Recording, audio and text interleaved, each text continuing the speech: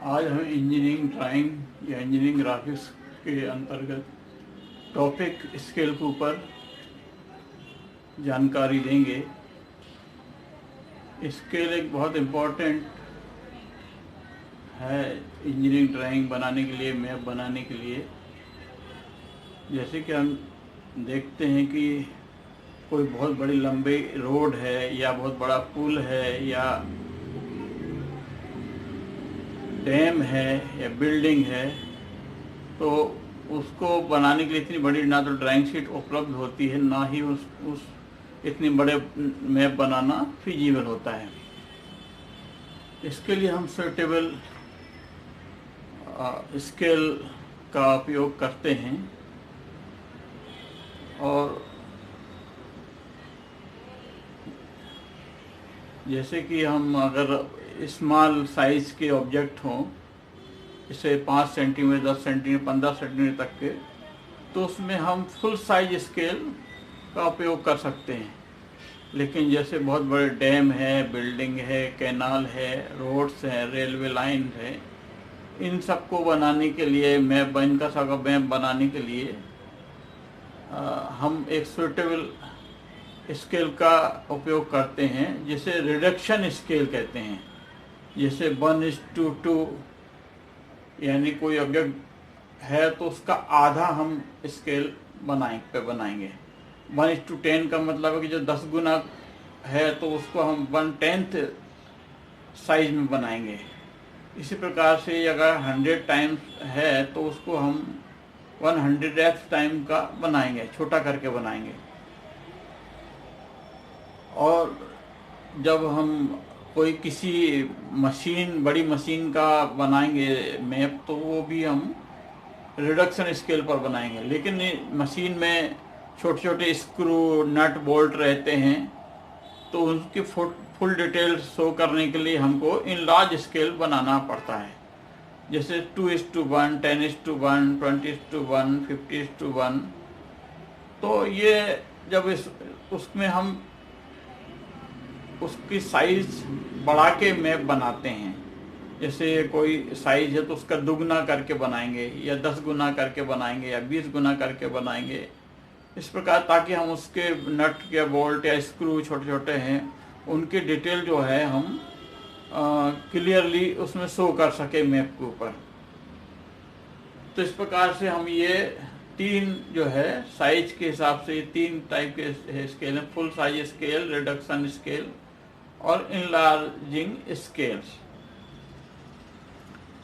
अब ये type of scale में जो है हम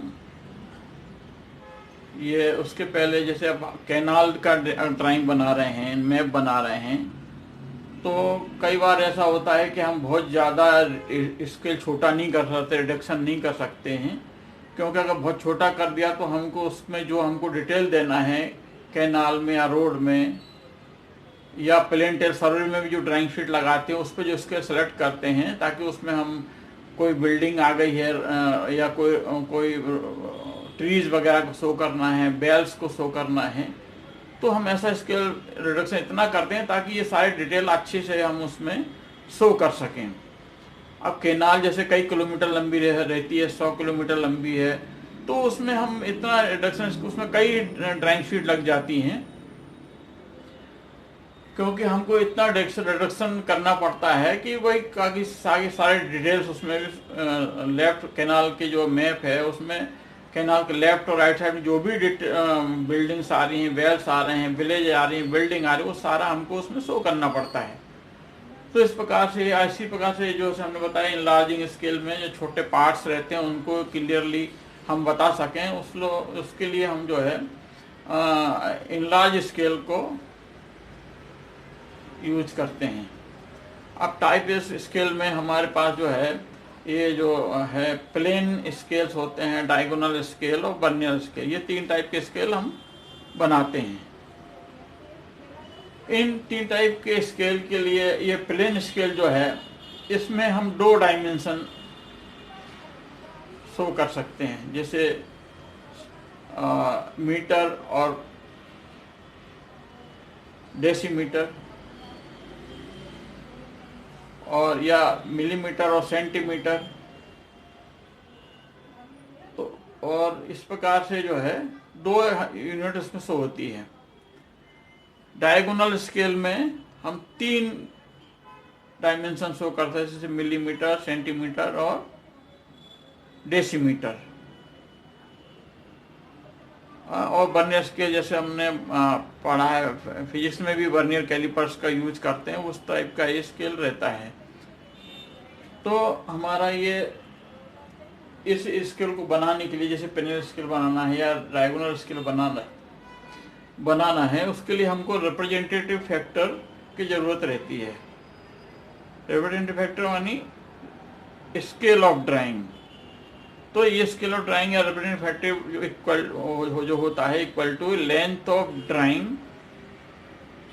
upon actual length of object, ये रिप्रेजेंटेटिव फैक्टर के बराबर होता है। और इसके बाद हम जो है लेंथ ऑफ स्केल कितनी रखेंगे, किसी ऑब्जेक्ट की maximum length to be measured, इसके लिए लेंथ ऑफ स्केल क्या रहेगी, इक्वल टू रहेगी reduction factor, representative factor multiply by maximum length to be measured. इस प्रकार से हम जो है ये प्लेन स्केल और डायगोनल स्केल जो है बनाएंगे। अब स्केल बनाने के लिए हमको यूनिट कन्वर्सन की भी जरूरत पड़ेगी। तो हमने यहाँ ये दिया है डिटेल, जैसे 10 mm equal to 1 centimetre, 10 centimetre equal to 1 decimetre, 10 decimetre equal to 1 metre और 10 metre equal to 1 decametre, 10 decametre equal to 1 hectometre और 10 hectometre equal to 1 kilometre.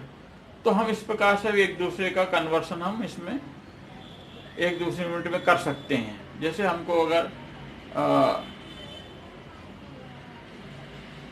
1 decimetre को मिलीमीटर में कन्वर्ट करना है, तो हम इसको पहले सेंटीमीटर कन्वर्ट करेंगे, यानी 1 को 10 में मल्टीप्लाई करेंगे, फिर ये सेंटीमीटर में कन्वर्ट हो जाएगा। जब 10 में को फिर जब 10 में मल्टीप्लाई करेंगे तो हमको मिलीमीटर में ये मिल जाएगा।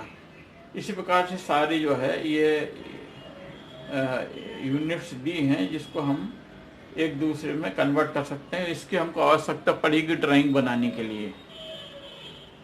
तो इसको हम अच्छे से याद करें, स्टूडेंट इनको जानकारी लें कैसे कन्वर्सन करेंगे, और ये RF फैक्टर क्या होता है, लेंथ ऑफ स्केल क्या होता है, कैसे निकालेंगे, ये हमने इसमें आज के लेक्चर 2 में जानकारी दी है। अगर आपको ये लेक्चर 2 पसंद आया हो, अच्छा लगा हो या समझ में आया हो तो इसको लाइक करें और ज़्यादा से ज़्यादा शेयर करें स्टूडेंट्स में, ताकि वो इसका लाभ ले सकें। और साथ ही चैनल को सब्सक्राइब करें ताकि आगे हम जो भी वीडियो बनाकर डालें उसकी जानकारी आपको तुरंत मिल सके। ओके, धन्यवाद।